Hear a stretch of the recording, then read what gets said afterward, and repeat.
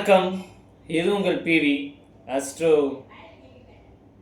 ஜாதகட்டத்தில் 9 கிரகம், 12 ராசி, 27 நட்சத்திரம். இதில் எல்லாமே நன்மையானது தான், யோகமானது தான், அதிர்ஷ்டமானது தான். பட் எல்லோருமே யோகமான வாழ்க்கையை வாழ்கிறோமா என்றால் நிச்சயமாக இல்லை. அதற்கான காரணம் நாம் பிறந்திருக்கக்கூடிய லக்கணம், அந்த லக்கணத்தை ஏற்ப 9 கிரகத்தின் நிலை, நடைமுறை உள்ள தசாபதி. இதை வைத்தான் நம்ம உயர்வா தாழ்வான்னு சொல்லப்படுகிறது. சரி, இந்த வீடியோவில் நம்ம எதை பார்க்கலான்னு இருக்கோம் அப்படின்னா, இப்போ ஜோதிட ரீதியாக இந்த ஜோதிடம் பார்ப்பதற்கு எதற்காக அப்படின்னா மேக்சிமம் ஒரு 2 பேர் தான். ஒன்று திருமணத்து வரன் பார்க்க, திருமணத்துக்கு அந்த ஜாதகத்தை கூட கையில் எடுத்துருக்க மாட்டாங்க. அவங்க குழந்தைகளுக்கு வரன் பார்க்கும்போது ஜாதகத்தையே சில பேர் எடுப்பாங்க. அது ஒரு கேட்டகரி. இன்னொரு தரப்பு யார் பார்ப்பா அப்படின்னா, அவங்களோட கஷ்டங்கள் நிறையா இருக்குமா, அந்த கஷ்டத்துக்கு ஏதேனும் ஒரு வகையில் தீர்வு கிடைக்குமா, இல்லை இந்த ஒரு கஷ்டமாக இருக்குது, இந்த கஷ்டத்தான கால நேரம் எவ்வளோ நாள் இருக்கும், இந்த கஷ்டம் தீருமா தீராதா, ஒரு பிரச்சனையிலேருந்து விடுபட முடியுமா முடியாதா அப்படின்றத தெரிஞ்சுக்கிறதும் நிறைய பேர் ஜோதிடம் பார்ப்பாங்க. என்னையை பொறுத்த வரைக்கும் மேக்சிமம் 190% பேர் அவங்களோட கஷ்டத்துக்கும் பிரச்சனைக்கும் தீர்வு ஏதேனும் கிடைக்குமா, இல்லை அந்த கஷ்டமும் பிரச்சனை எத்தனை நாட்கள் இருக்கும் என்று தெரிந்து கொள்வதான் அதிகம் பேர் ஜோதிடம் பார்ப்பதற்கு.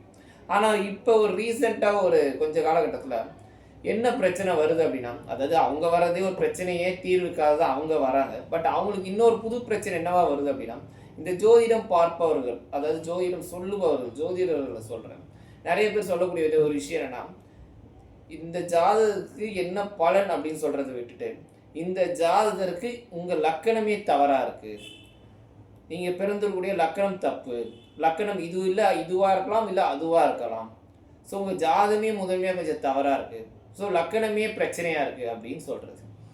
அதாவது அவங்களே ஒரு பிரச்சனைக்கு தீர்வு கேட்டு தான் இந்த வந்திருக்காங்க, நம்ம புதுசாக இன்னொரு பிரச்சனையை உருவாக்கி கொடுக்குறோம். என்ன பிரச்சனை சார், உங்கள் ஜாதகமே பிரச்சனை தான் அப்படின்னு சொல்லி ஒரு பிரச்சனையை புதுசாக ஒன்று உருவாக்கி கொடுத்துட்ருக்கோம். நிறைய ஜோதிடர்கள் கொடுக்குறாங்க, எல்லோரும் கொடுக்குறாங்கன்னு சொல்லல, சில ஜோதிடர்கள் கேட்டால் லக்கணம் தவறு, ஏன் சார் அப்படி சொல்கிறாங்க அப்படின்னு கேட்டால் துல்லியமாக பலன் சொல்லணுன்ற நான் விருப்பப்பட்டு, அதனால் இவருக்கு இந்த மாதிரி அமைப்பு இந்த டைமில் பிறந்திருக்க வாய்ப்பு இல்லை, 2 டிகிரி 3 டிகிரி முன்னாடி மாற்றி அவன் பிறந்திருக்க வாய்ப்பு உண்டது. ஏன்னா அக்யூரசி டைம்ன்றது யாருக்குமே கிடையாது பிறந்த நேரம். ஏன்னா இப்போ இருக்க காலகட்டம் எல்லாருக்கும் ஃபைலில் ஃபோன் இருக்குது, முந்தைய காலகட்டத்தில் இல்லை, கடியாரத்தை பார்த்து தான் டாக்டர் சொல்கிறது தான். ஸோ அதனால் அக்யூரசி டைம் கரெக்டான துல்லியமான நேரமாக இருக்க வாய்ப்பு இல்லை அப்படின்னு சொல்லுது. அது என்னமோ உண்மையான ஒரு விஷயந்தான். அப்படி இருந்தாலும் கூட லக்கணம் தவறு எங்கே வரும், எப்போ வரும் அப்படின்னா, ஒரு 5 நிமிஷம் முன்ன பின்னா அந்த பிரச்சனை வரக்கான வாய்ப்பு இல்லை. இப்போ நான் ஒரு 30 வருஷம் முன்னாடி நான் பிறந்தேன். ஸோ அப்படி இருக்கும்போது அந்த காலத்தில் செல்ஃபோன் கிடையாது, கடிகாரத்தை வச்சு தான் டைம் சொல்லியிருப்பாங்க. அந்த கடிகாரம் கூட அவங்க சொல்கிற டாக்டர் சொல்லக்கூடிய கால நேரம் தான். அப்படின்னா ஒரு 5 நிமிஷம் 10 நிமிஷம் வேணால் முன்ன பின்னா வருமா, அதிகபட்சம் அவ்வளோதான் வரும். 5 நிமிஷம் தான், 10 நிமிஷம் கூட ரொம்ப ரேர் தான். ஒரு 5 நிமிஷம் முன்ன பின்னா வரும். அப்படிப்பட்ட அந்த 5 நிமிஷம் மாற்றி போடும் பொழுது உங்கள் லக்கணம் மாறுதல் படுகிறது என்றால் நீங்கள் அதை சந்தேகப்படலாம். அதில் ஒரு நியாயம் உண்டு. சம்மந்தமே இல்லாமல் ஒரு அரை மணி நேரம் மாற்றுறது, 1 மணி நேரம் மாற்றுறது, அப்படியெல்லாம் மாற்றுறதுக்கு அந்த இடத்துல தப்பு நடக்க வாய்ப்பே கிடையாது. நீங்கள் அரை மணி நேரம் 1 மணி நேரம் மாற்றுறதுக்கு அப்படின்றது எதையும் லட்சத்தில் ஒரு ஜாதகம் தான் வரும். எல்லா ஜாதகம்லாம் அப்படி தப்பாலாம் வராது. ஒரு 5 நிமிஷம், அதாவது ஒரு ஜோதிடம் பார்ப்பவருக்கு, ஜோதிடம் படிப்பவருக்கு தெரியும், லக்கணம் என்பது 30 டிகிரி. அது 1லிருந்து 1 டிகிரி 1.5 டிகிரியில் ஒரு லக்கணம் ஒரு குழந்தை பிறந்தியில் 1 டிகிரி குறைவாக பிறந்திருக்குன்னா அந்த லக்கணத்தை சந்தேகப்பட்டே ஆகும். பிகாஸ் ஏன்னா அது ஒரு 5 நிமிஷம் முன்ன பின்னம்னா லக்கணம் மாறுதல் படும். இதே 29 டிகிரிக்கு மேலே ஒருத்தர் பிறந்திருக்கார் அப்படின்னாலும் அந்த லக்கணத்தை சந்தேகப்படலாம், முன்ன பின்ன இருக்க வாய்ப்பு உண்டு, அதில் மாற்று கருத்து இல்லை. ஒருத்தர் 17 டிகிரி 18 டிகிரியில் ஒருத்தர் பிறந்திருக்காருன்னா அவருக்கு 1 மணி நேரம் போய் லக்கணத்தை மாற்றி போடுவது அப்படின்றது முற்றிலும் தவறான ஒரு விஷயம். இது ஏன் அவங்க மாற்றுறாங்க, இது மாற்றுறதுக்கான காரணம் என்ன அப்படின்னா, அவங்க சொல்லக்கூடிய சில ஜோதிடர்கள் சொல்லக்கூடிய ஒரு பதில்கள் என்ன அப்படின்னா, அவங்களோட ஒரு விதிகள் வச்சுருக்காங்க. நம்ம ஜோதிட அவங்க பயின்ற விதிகள் அப்படின்னு சொல்லுவோம். ஒவ்வொருத்தர் ஒவ்வொரு விதமாக பயின்றிருப்பாங்க. ஏன் ஜோதிடத்தில் ஏராளமான முறைகள் உண்டு. அப்படின்னா அவங்கவுங்க ஒவ்வொருத்தர் ஒவ்வொரு முறையை பயின்றிருப்பாங்க. ஒவ்வொருத்தர் ஒவ்வொரு குருநாதர் இருந்திருப்பார். ஸோ அவங்களிடம் கற்றுக்கொண்ட வித்தைகளை பொறுத்த வரைக்கும் அவங்க பலன் சொல்லிட்டு இருக்காங்க. அப்படி இருக்கும் பட்சத்தில் அவங்க ஒரு கான்ஸ்டண்ட்டாக நிதர்சனமான ஒரு பலன்களை வச்சுருக்காங்க. இது இப்படி இருந்தால் இப்படி தான் நடக்கும், அப்படி இல்லையா அப்படின்னா லக்கணம் தப்பு அப்படின்னு சொல்கிறது இது நிச்சயமாக முற்றிலும் தப்பு. ஒரு லக்கணம் தப்புன்னு சொல்கிறது வெறும் 1 பாயிண்ட் 2 பாயிண்ட்டை வச்சு ஜோதிடத்தில் சொல்லவே முடியாது. எந்த ஒரு விஷயமா இருந்தாலும் சரி, ஜோதிடத்தில் 1000 விதிகள் உண்டு, 1001 விதிவிலக்கு உண்டு. ஒரு ஜாதகத்தை எந்த விதியை அப்ளை பண்ணணும், எந்த விதிவிலக்கு அப்ளை பண்ணுன்றது தான் ட்ரிக்கான ஒரு விஷயம். சரிங்களா? நீ எந்த ஒரு விஷயமா, அது ஒரு திருமணமாக இருக்கட்டும், குழந்தை பாக்கியமாக இருக்கட்டும், தொழிலாக இருக்கட்டும், பொருளாதாரமாக இருக்கட்டும், நோய் உடல்நிலையை தரக்கூடிய பிரச்சனையாக இருக்கட்டும், இதை வீடு வாங்கக்கூடியது, வீடு கட்டக்கூடிய, வீடு விற்கக்கூடியது, கடன் பிரச்சனை, நோய் பிரச்சனை, எந்த ஆயுள் பிரச்சனை, விபத்து, கண்டத்தை கொடுப்பது, யோகத்தை கொடுப்பது, எதுவாயினும் நீ ஒரு விதியெல்லாம் வச்சாலும் ஜோசியத்தெல்லாம் சொல்லிட முடியாது. அப்படி சொல்ல முடியாது. ஏன்னா ஜோதிடம் அவ்வளோ ஈஸியெல்லாம் கிடையாது. சும்மா அப்படி பார்த்தோன்னே இது அதான் குரு பார்த்துட்டார், ஜாதகம் யோகம், சனி பார்த்துட்டார், அவர் அவயோகம், வாழ்நாள் ஃபுல்லாக கஷ்டம் தான் படுவார் அப்படின்னு சொல்கிறார். அப்படி எல்லாம் கிடையாது. இவங்க வந்து ஒரு கையில் ஒரு சேஃப்டி ஒரு கீயாக வச்சுருக்காங்க. இது இவங்க சொல்கிற பலன் வரலையா, அப்போ நம்ம அந்த இடத்துல என்ன தப்பு நடக்குது, நம்ம அந்த இடத்துல அதை போய் தேடி ஆராய்ச்சி பண்ணணும், அதை கண்டுபிடிக்கணுன்றதை விட்டுட்டு ஓனர் லக்கணம் தப்பு, அதாவது தப்பு வந்துப்பா, உன் ஜாதகம் நீ உனக்கு பிரச்சனை, உன் ஜாதகமும் பிரச்சனை, லக்கணமும் தப்பாரு, அதனால் உனக்கு இப்படி தான் இருக்கும் அப்படின்னு சொல்கிறது. அப்படியெல்லாம் கிடையவே கிடையாது. நம்ம ஒரு கட்டத்தை தூக்கிட்டு போனால் அவர் இதுதாங்க லக்கணம் சொல்லி வேற ஒரு ஜாதகத்தை கொடுத்து அனுப்புறது. இது சரியான முறையா அப்படின்னா முற்றிலும் தவறான முறை. ஏன்னா இவங்க லக்கணம் தப்புன்னு எதை வச்சு மெயினாக பேஸ் பண்ணி சொல்கிறாங்க அப்படின்னா, சொல்ல வரவங்களை நான் சொல்கிறேன், நிறைய பேர் சொல்ல வரக்கூடிய அவங்க லக்கணம் தப்புன்னு சொல்கிறவங்க அவங்க எதை பேஸ் பண்ணி சொல்கிறாங்க அப்படின்னா, லக்கணத்தில் செவ்வாய் இருந்து கோபக்காரதா இல்லை என்றால் லக்கணம் தப்பு. லக்கணத்தை குரு பார்த்து அவர் கோபக்காரராக இருந்தார்னா லக்கணம் தப்பு. லக்கணத்துக்கு 7, 8 ராகு கேதுகள் இருந்து நல்ல திருமண வாழ்க்கை அமைந்தால் லக்கணம் தப்பு. லக்கணத்திற்கு 8 12ஆம் இடங்கள் சுபகிரகங்கள் தொடர்பு பெற்று அல்லது பார்வை பெற்று இருந்து அவர் சொந்த ஊரிலே இருந்தால் லக்கணம் தப்பு. லக்கணத்துக்கு 6ஆம் அதிபதி திசை வந்து நல்ல யோகமான வாழ்க்கை வாழ்ந்தால் லக்கணம் தப்பு. லக்கணத்துக்கு யோகாதிபதி திசை நடந்து அவருக்கு நோய் நொடி ஏதேனும் வந்து இல்லை கஷ்டப்பட்டு இருந்தால் அது லக்கணம் தப்பு. அஷ்டமாதிபதி திசை நடந்து கோட்டீஸ்வரானா லக்கணம் தப்பு. பாக்கியாதிபதி திசை நடந்து விபத்து கண்டம் ஏதாவது நடந்தால் லக்கணம் தப்பு. அதே போல் செவ்வாய் லக்கணத்தை பார்த்தா அவர் வந்து கோவக்கார, சனி செவ்வாய் லக்கணத்தை பார்த்தா அந்த லக்கணம் கெட்டு போச்சு, அவர் கோட்டீஸ்வரராக இருக்கிறார். இல்லை சார் கோட்டீஸ்வரராக இருக்காரு, அப்போ லக்கணம் தப்பு. லக்கணத்தை குரு பார்த்து வாழ்க்கையில் கஷ்டப்படுறாரு, லக்கணம் தப்பு. ஸோ இது ஒரு பேசிக்கான ஒரு விஷயம். செவ்வாய் லக்கணத்தை பார்த்தாலோ இல்லை லக்கணத்தில் இருந்தாலும் கோவக்காரங்களாக இருப்பாங்க, அது பேசிக்கான. ஏன்னா செவ்வாய்ன்றது ஒரு முரட்டு குணத்தை கொடுக்கக்கூடிய கிரகம், கோவத்தை தரக்கூடிய கிரகம். அது லக்கணத்தை பார்த்தா சுபாவமாக மாறக்கூடும் என்பது அது பொதுவான விதி, சரிங்களா? அதுவே வந்து அதுதான் முற்றிலும் விதி. அப்போ அப்படி இருந்தால் அப்படி இல்லையா, ஸோ அப்போ லக்கணம் தப்பு. 7, 8 சனி செவ்வாய் ராகு கேது அசுபகிரகங்கள் இருந்து அது நல்ல திருமண வாழ்க்கை அமைந்து இருந்தால் லக்கணம் தப்பு. இதே 7 குருவோ சுக்கிரன் அமைந்து திருமண வாழ்க்கை நல்லா இல்லை அப்படின்னா லக்கணம் தப்பு. ஸோ இவ்வளோ இந்த மாதிரி ஒரு பேசிக்கான அடிப்படையான ஒரு பொதுவான விதிகள் இதெல்லாமே. பொதுவாக 7, 8 ராகு கேது இருந்தால் திருமணம் தாமதம் ஆகும். திருமணம் பிரச்சனை தான் ஆகும்லாம் அர்த்தமே கிடையாது, தாமதம் ஆகும்.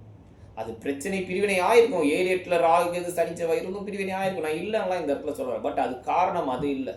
அதுக்கான காரணங்கள் நம்ம சேனல், என்னோட சேனல் நிறைய வீடியோஸ் போட்டிருக்கேன். 7ஆம் அதிபதி நிலை எப்படி இருக்குது, அது வாங்கிய நட்சத்திரம் இது, 7ஆம் பாவகத்தின் நிலை, அதுக்கு சப்போர்ட்டிவாக இருக்கக்கூடிய லக்கணத்துக்கு 3ஆம் இடம், லக்கணத்துக்கு 11ஆம் இடம் வலிமை பெற்றிருந்தாலும் கூட 7ஆம் இடம் பாதிக்கப்படும் அப்படின்னு சொல்லி நிறையா விதிகள் இருக்குது. ஸோ அதை பற்றி நிறையா பேசியிருக்கோம். ஸோ அப்போ ஒரு லக்கணம் தப்பு அப்படின்றது வெறும் இந்த பேசிக்கான ஒரு விஷயத்தை மட்டுமே சொல்கிறதே கிடையாது. ஒருத்தருக்கு லக்கணத்தை குரு பார்த்துருப்பார், லக்கணாதிபதியும் குரு பார்த்துருப்பார், ஆனால் வாழ்க்கையில் கஷ்டப்பட்டுட்டே இருப்பார். அது லக்கணத்தை குரு பார்த்ததோ பார்க்காததோ கான்செப்டே இல்லை. பொருளாதார ரீதியாக அவர் உயர்வடையணும் அப்படின்னா அவர் ஜாதகம் 2ஆம் இடமும் 10ஆம் இடமும் நல்லா இருக்கும். இதுதான் ஃபர்ஸ்ட் பாயிண்ட். லக்கணம் வலுத்திருந்தால் அந்த யோகத்தை தாங்கி பிடிப்பதற்கு லக்கண வலிமை தேவை, அது மாற்றுக்கல. பட் அந்த யோகம் இருக்கா இல்லையா, அது லக்கணத்தை பார்த்து சொல்லக்கூடாது. நீ சம்பாதிப்பியா மாட்டியா அப்படின்றது உங்கள் லக்கணத்துக்கு 2ஆம் இடத்தை பார்க்கணும், தனம் பாவம். அந்த தனஸ்தானத்துக்கு பாக்கியஸ்தானன்றது லக்கணத்துக்கு 10ஆம் இடம். அப்போ அந்த தொழில் பாகக்கட்டம் நல்லா இருக்கும். ஸோ தொழில் செஞ்சால் தான் பணம் வரும். அப்போ தொழில் பாகம் பணத்தை தரக்கூடிய தன பாகமும் உங்களுக்கு நன்மையாக இருக்கணும். அது மிகப்பெரிய யோகத்தை கொடுனா அதை தாங்கி பிடிக்க உங்கள் லக்கணாதிபதி வலிமையாக இருக்கணும். லக்கணாதிபதி வலிமையில் ஆட்சி உச்சம் பெற்றிருந்தால் மட்டும்தானா, அப்படியெல்லாம் கிடையவே கிடையாது. 6, 8 பாண்டில் மறைந்திருந்தாலும், நீசத்தாரையில் இருந்தாலும், பக்கரம் பெற்றாலும், அஸ்தங்கம் பெற்றாலும் லக்கணாதிபதி வலிமை பெறும். பெறக்கூடிய இடத்துல அந்த இடத்துல அமரணும். ஒரு உதாரணத்துக்கு விருச்சிக லக்கணத்துக்கு செவ்வாய் நீசம் பெற்றாலும் யோகம் தான். அஃப்கோர்ஸ் மேஷ லக்கணத்துக்கு செவ்வாய் நீசம் பெற்றாலும் யோகம் தான்.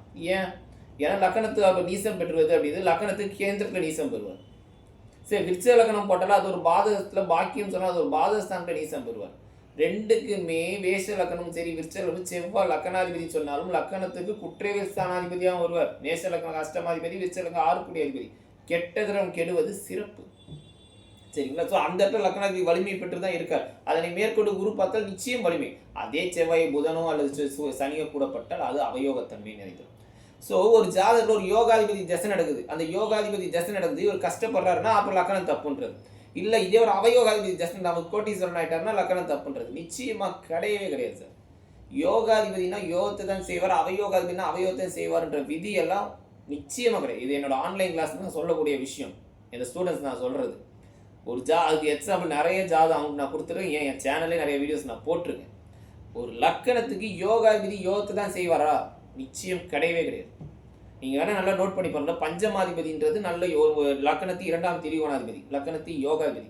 அந்த 5 அதிபதியோட தசையோ புத்தியோ வரும்போதெல்லாம் தான் தொழிலில் ஆட்டம் காண வைக்கும். 90% பேருக்கு 90% பேருக்கு 5 அதிபதி தசை இருக்கும்போது தொழிலை நிச்சயமாக ஆட்டம் காண வைக்கும்.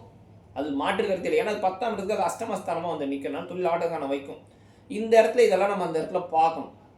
நம்ம என்ன சொல்லுவோம், இல்லை அப்போ லக்கணம் ஏதோ தப்பாயிடுச்சு. ஏன் இந்த லக்கணத்தை பற்றி நீ பேசுறதுக்கான காரணம் என்ன அப்படின்னா, ரீசெண்டாக என்கிட்ட ஒரு கிளைண்ட் ஒருத்தர் பார்த்தேன். ஆக்சுவலி என்னோட கிளைண்ட் என்னுடைய ஃப்ரெண்டு. அவர் என்னோட கிளைண்ட்டோட ஃப்ரெண்டுக்கு அவர் என்கிட்ட பார்க்குறாரு. ஏன்னா ஏற்கனவே வேற ஒரு அஸ்ட்ராலஜிட்ட யூடியூப்பில் ஒருத்தர் அவர் பார்த்துருக்காரு, என் ஃப்ரெண்டோட ஃப்ரெண்டு. அவர் பார்த்துட்டு அவருக்கு ஆக்சுவலி வயசு ஜாஸ்தி, கிட்டத்தட்ட 60 வயசு கிட்ட ஆகுது.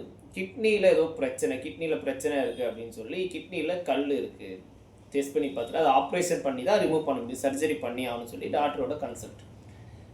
அவர் ஒரு அஸ்ட்ராலஜர் கேட்டிருக்காரு, யூடியூப்பில் வர்றது தான். அவர்கிட்ட கேட்டிருக்காரு, அவர்கிட்ட இது மாதிரி ஹெல்த் இஷ்யூஸ் இருக்குது, கிட்னியில் பிரச்சனைன்னு சொல்ல வராங்க, அதனால் சர்ஜரி பண்ணணுன்றாங்க. ஸோ சர்ஜரி பண்ணால் மேற்கொண்டு என்னோட ஏதாவது ப்ராப்ளமேட்டிக்காக இருக்குமா, இல்லை நல்லா ஆகிடுவேனா, வேறு ஏதாவது பிரச்சனை ஏற்படுமா அப்படின்றது அவரோட கேள்வி. இதுக்கு அந்த ஜோதிடர் என்ன சொல்லியிருக்கார் அப்படின்னா, அவர் பிறந்தது மகர லக்கணம், நடைமுறையில் சுக்கிரதசை சுய புத்தி ஓடிட்டு. மகர லக்கணம் 3ல் சுக்கிரன் உச்சம், குருவோட பின்னப்பட்ட தாய், லக்கணத்தில் புதன். இதை மட்டும் ஞாபகம் வச்சுக்கணும், வேறு எதுவுமே வேணாம். மகர லக்கணம், லக்கணத்தில் புதன் திக்பலம், 3ல் சுக்கிரன் உச்சம், குருவோட பின்னப்பட்ட, நடைமுறையில் சுக்கிரதசை. இதுதான் அவரோட ஜாதகம் பேட்டர்ன். அந்த ஜோதிடர் பார்த்தோன்னா 1964 பிறந்தவர் அவர், சரிங்களா. அவர் பார்த்த உடனே அவர் சொன்ன ஒரு விஷயம் வந்து, இப்போ இப்படி இருக்குன்னு சொன்னா அவர் கணக்கெல்லாம் போடலை, டேரெக்டாக உங்கள் லக்கணம் தப்பு ஒரே வார்த்தையில் முடிச்சிட்டார். ஏன் அவர் அதுக்கான பதில் என்ன சொல்கிறார் அப்படின்னா, சார் 6 தசை நடந்தால் தான் நோய் வரும். ஸோ சுக்கிரன் மகர லக்கணத்துக்கு பஞ்சம ஜீவனாதிபதி, அது உச்சத்தலையில் இருப்பது யோகம். அதே நீங்கள் தனுசு லக்கணமாக பிறந்திருந்தீங்கன்னா ஒரு 6 அதிபதி, ஸோ அதுதான் வந்து உங்களுக்கு நோயை கொடுக்கணும். அவர் பிறந்தது மகர லக்கணம், 17 டிகிரியில் லக்கணம் நிற்குது. நல்லா புரிஞ்சுக்கோங்க, 17 டிகிரியில் லக்கணம் நிற்குது. அவர் 1.5 மணி நேரம் அந்த லக்கணத்தை மாத்துறாரு. இல்லை நீ தனுசு லக்கணம் தான்பா பிறந்திருக்க, நீ தெரியல, இந்த டைமில் அது ஹெல்த் நோய் இவ்வளோ நாளாக வராமல் சுக்கிரதசை சுய புத்தியில் உனக்கு வருது அப்படின்னா நீ மகர லக்கணம் தான். ஏன்னா 6 அதிபதி தசை. அவரே கஷ்டத்தில் பிரச்சனையில் இருக்காருன்னு போய் ஜோசியரை கேட்டால் அவர் ஒரு புது பிரச்சனையை அனுப்பிச்சி விட்டு இதான்பா உன் லக்கணம் சொல்லி அனுப்பிச்சி வச்சிட்டேன். இது நடந்து முடிஞ்ச கதை. இது வந்து அவர் ஃப்ரெண்டுகிட்ட சொன்னார், அவர் ஃப்ரெண்டு என்கிட்ட வந்தார். இதுதான் நடந்தது. நான் சொன்னேன் அவருக்கு, நீங்கள் தனுசு லக்கணம்லாம் கிடையாது, கன்ஃபார்மாக நல்லா அடித்து சொல்ல முடியும், நீங்கள் மகர லக்கணம் தான்.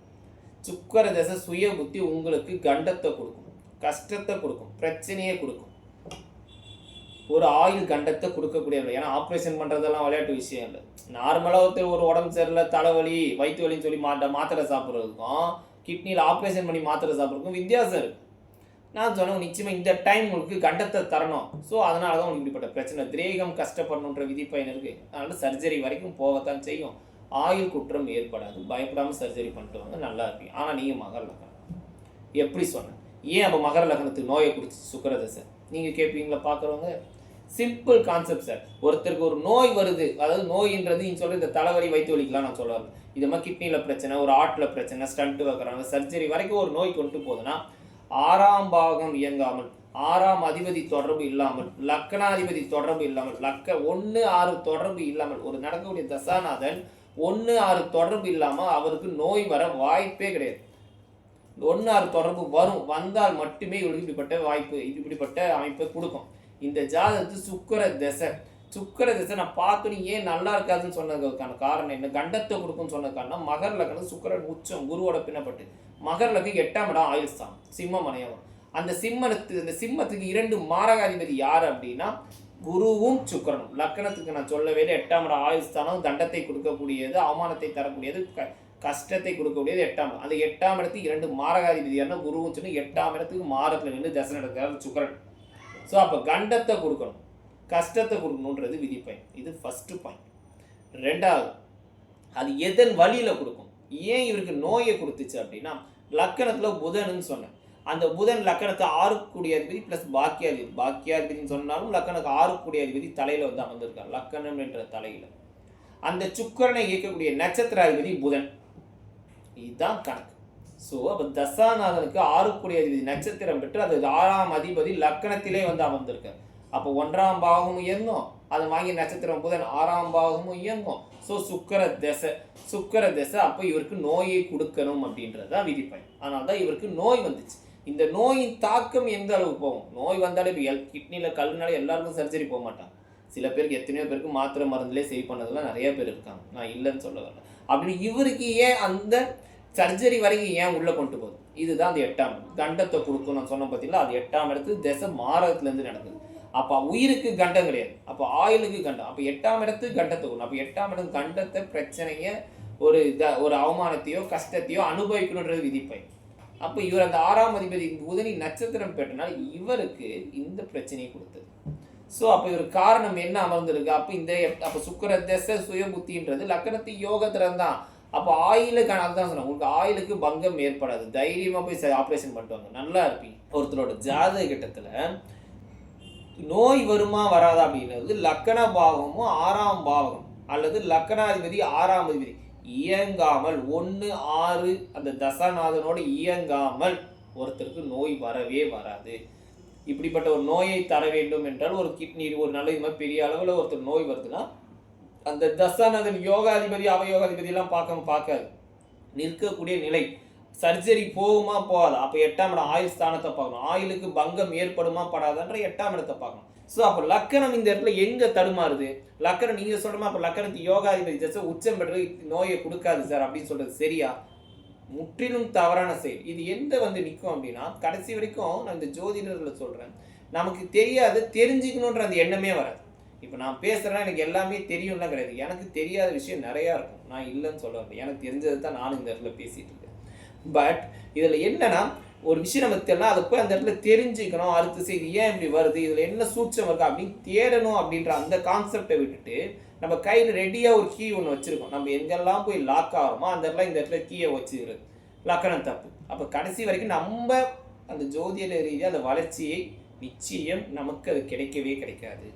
ஸோ லக்கணத்தை ஏன் சந்தேகம் பண்ணணும், எதுக்கு நல்லா இருக்கும் கூட நிறைய பேர். ஒரு நாளைக்கு நான் 20 ஜாதகம் பார்ப்பேன். இப்போ 10 பேர் கேட்கக்கூடிய ஒரு வார்த்தை, சார் என் லக்கணம் இதுதானா அப்படின்னு கேட்குது. அது ஏன் அந்த சந்தேகம் வருது. லக்கணுக்கும் அவங்க அந்த டிகிரி வைஸ் நல்ல ஒரு இது இருக்கும். பட் ஏன்னா இப்போ இருக்கிற காலத்தில் லக்கணம் மாறும். ஏன்னா அவங்க சொல்கிற அந்த விதிப்பயன் இந்த இடத்துல வரலை அப்படின்னோடனே லக்கணம் தப்பு. அதுதான் சொல்கிறேன், ஒரு விதிகளை மட்டும் வைத்து தான் ஜோதிட பலன் கிடையாது. 1000 விதிகளையும் பார்க்கணும், 1000 விதி விளக்குகளையும் பார்க்கணும். ஆனால் அந்த விதியோடையும் எந்த அப்ளை பண்ணணுன்றது தெரியணும். அது நிறைய பேருக்கு தெரிய வாய்ப்பு இல்லை. அதனால் லக்கணம் தவறு என்று இன்றைக்கும் சொல்லிக் கொண்டிருக்கிறார். சரிங்களா? நாம் அடுத்த வீடியோவில் வேறொரு தலைப்பு சந்திப்போம். நன்றி, வணக்கம்.